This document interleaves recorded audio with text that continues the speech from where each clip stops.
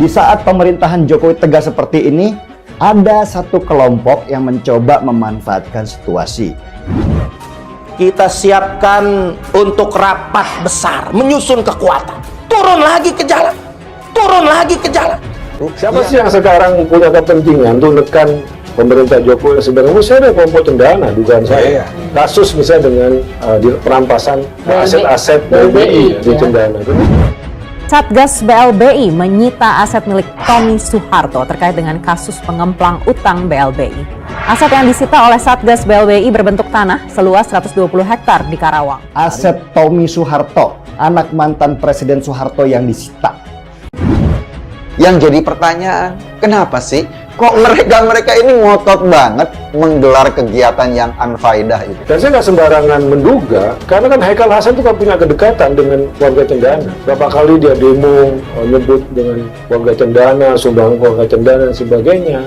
Nah, yang punya katakanlah uang, punya kepentingan kan dua kelompok ini dugaan saya.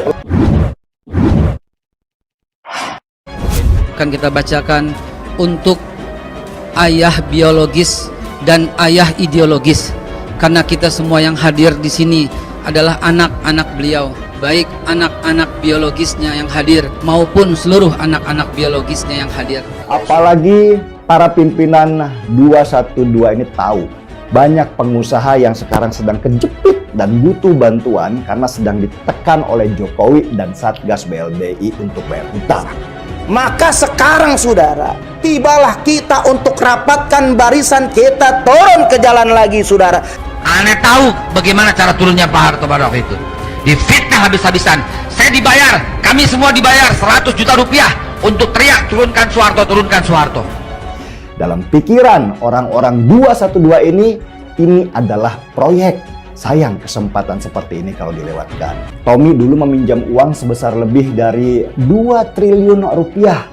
Uang itu sampai sekarang nggak pernah dikembalikan. Kita tegaskan, Anda punya utang kepada negara, ini utangnya, ini buktinya, tolong datang untuk memastikan kapan bayarnya. Kita utang-utang yang sekarang pun kalau ditanya kapan kembalinya, tentunya tidak tahu. Itu ada urusan daripada pemerintahan berikutnya. Kok X212 ini selalu ada buat gerakan di 212 seolah-olah ini sebuah sejarah yang harus tidak boleh dilupakan, dan seolah-olah di situ ada orang-orang yang terzolimi. Bahwa orang-orang ini tidak akan pernah boleh kita biarkan, karena mereka akan melakukan apapun. Mereka akan melakukan apapun, ya. Tujuan menghalalkan cara buat mereka. Dia seperti ingin memberitahu bahwa kami masih ada. Ini kan artinya ditujukan pada siapa? Pada para pelaku politik. Satgas BLBI yang dibentuk Jokowi nggak mau tahu karena Tommy sudah pernah didudukan dan ditagih, tapi tetap dia nggak mau bayar. Coba kita buktikan dari mana mereka bisa menyatakan Itu untuk menerangkan utang.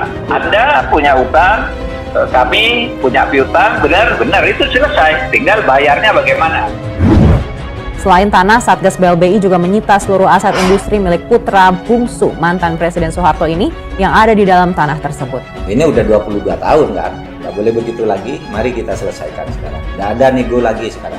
Masa nego terus 22 tahun? Mereka kerahkan TNI dan Polri untuk melaksanakan tugas negara. Ya memang harusnya begitu. Negara nggak boleh kalah sama preman dan ormas, apalagi yang berbaju agama. Kalau bisa, hajar saja mereka karena mengganggu tugas negara. Capek kita sudah ngomong sudah. Tinggal kekuatan kita turun. Jangan sampai lepas momen ini. Jadi kita kembali ke Orde Baru bukan sebuah kehinaan. Justru pada saat itu kita menjadi macan Asia.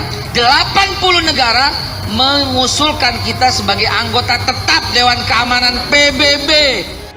Pemerintahan Jokowi ini memang nggak main-main, tegas dan bikin banyak elit kepanasan. Ketika dia membentuk Satgas BLBI untuk menagih hutang zaman lalu, itu bukan bagian dari pencitraan, tetapi benar-benar Satgas itu dibentuk dan mulai melakukan penyitaan. Sesuatu yang bisa kita juga lakukan, karena nama-nama mereka jelas, perusahaannya mungkin dulu ada, dan oleh karena itu tadi aset tracingnya menjadi penting, dan kemudian obligasi atau kewajibannya bisa diidentifikasi. Tommy Soeharto tidak hadir saat dipanggil ke kantor Kementerian Keuangan untuk dimintai tanggung jawab melunasi dana BLBI yang diperoleh pada tahun 1998. Tommy 3 kali sudah tak memenuhi panggilan Satuan Tugas Penanganan Hak Tagih Negara Dana BLBI. Tommy hanya diwakilkan kuasa hukum di kantor Direktorat Jenderal Kekayaan Negara (DJKN). Tetapi di periode kedua Jokowi udah nggak peduli, toh gua nggak akan dipilih lagi. Dia langsung bentuk Satgas BLBI dan mulai menjadi debt collector yang menyenangkan. Walaupun namanya tergantung di situ, tapi itu adalah untuk untuk rakyat Indonesia. Adapun Tommy Soeharto hutangnya itu sampai saat ini 2,6 triliun. Jangankan itu, tanyakan 5.000 triliun utang negara ini kapan baliknya? Kapan akan lunas? Akhirnya aset Tommy di Karawang seluas 124 hektar disita. Nilainya sekitar 600 miliar rupiah. Dan masih ada lagi aset-aset Tommy Soeharto yang dulu dijadikan jaminan akan disita untuk membayar hutang-hutangnya. Kita akan bekerja sama dengan Bank Indonesia dan OJK agar tadi akses mereka terhadap lembaga-lembaga keuangan bisa dilakukan pemblokiran. Inilah hal yang saya kagumi dari Jokowi ini. Kecil badannya, gede nyalinya. Yang dulu itu gede badannya, kecil nyalinya. Ya, saya rasa Bapak sedih kalau lihat keadaan kita seperti ini. Jadi apa yang sudah beliau bangun selama ini kok kelihatannya tidak maju, tapi agak sedikit mundur. Hutang yang tadinya berapa sekarang udah ribuan triliun. Itu di bokongnya truk itu ada gambarnya Pak Harto. Pak Harto tersenyum, ada tulisannya, "Iya le, enak zamanku tuh." Bagaimana enak zamanku tuh? Ya tentu saja Mbah, enak zaman sampean. Dulu Soehartonya cuma sampean tok. Sekarang hampir semua orang Soeharto semua. Pemerintah masih memburu aset negara yang hilang akibat skandal mega korupsi bantuan likuiditas Bank Indonesia. Kalau sudah ada niat buruk untuk korupsi, ada mensreanya, harus ditindak. Silahkan digigit saja. Satgas Bantuan Likuiditas Bank Indonesia memanggil Hutomo Mandala Putra alias Tommy Soeharto. Tommy tidak sendiri, BLBI juga memanggil Roni Hendrarto Rono Wicaksono ke gedung Syafruddin Prawira Negara Kementerian Keuangan pada Kamis 26 Agustus 2021. Pak Harto juga bisa minta ke Yang Maha Kuasa di sana supaya bisa menolong bangsa ini terlepas dari masalah-masalah yang ada yang kita hadapi sekarang. Kebutuhan sehari-hari juga lebih tinggi. Akhirnya dan juga sekolahan juga di universitas juga makin tinggi. Saya ingin tegaskan bahwa pemerintah tidak main-main dalam soal akuntabilitas. Kalau ada niat untuk korupsi, ada mensrea, maka silahkan digigit dengan keras. Uang negara harus diselamatkan, kepercayaan rakyat harus terus kita jaga. 20 tahun reformasi berjalan tidak membuat negara ini menjadi lebih baik. Kesenjangan antara si miskin dan si kaya makin jauh. Ideologi pertumbuhan ekonomi yang ditopang utang luar negeri menjadikan Orde Baru sempat memasuki masa keemasan hingga dijuluki macan Asia. Namun pondasi ekonomi yang rapuh karena dibangun dengan budaya korupsi, kolusi, dan nepotisme membuat pertumbuhan tinggi bukan bangunan yang kokoh. Belum lagi stabilitas politik yang semu karena ditopang pendekatan militeristik. PDB-nya tumbuh 8%. Barang-barang dari luar tidak boleh diimpor, kemudian monopoli, kemudian distorsi yang terjadi. Misalnya Anda bayangkan dulu monopsoni cengkeh ya, mobil nasional, terigu, semen.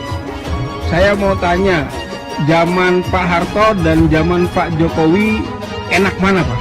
Oh enak Pak Harto. Sebabnya kenapa Pak? Karena dulu itu saya masih cantik dan muda. Ini. Tommy Soeharto tidak hadir saat dipanggil ke kantor Kementerian Keuangan untuk dimintai tanggung jawab melunasi dana BLBI yang diperoleh pada tahun 1998. Jika keduanya tidak memenuhi kewajiban penyelesaian hak tagih negara, maka akan dilakukan tindakan sesuai dengan peraturan perundang-undangan. Takut melakukan korupsi bukan hanya terbangun atas ketakutan terhadap denda dan terhadap penjara. Takut melakukan korupsi juga bisa didasarkan pada ketakutan pada sanksi sosial, takut dan malu pada keluarga, pada tetangga, dan kepada Allah Subhanahu wa Ta'ala.